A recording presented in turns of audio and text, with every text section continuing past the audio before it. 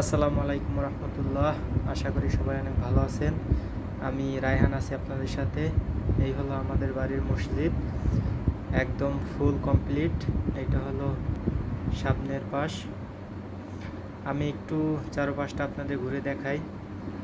এইটা হলো দক্ষিণ পাশ, আপনারা দেখতে পারতেছেন। এই যে এটা হলো সামনের সাইড। এটা হলো মসজিদের মেম্বার।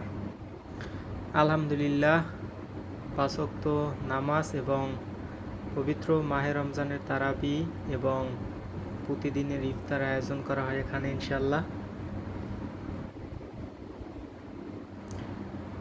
এই যে মসজিদের পূর্ব এবং দক্ষিণ কোণে ওয়াশরুম এবং অজুখানা। এটা হলো মাঠ। মসজিদের নাম বাইতুল মোকাদ্দাস জামে মসজিদ। ধন্যবাদ সবাইকে।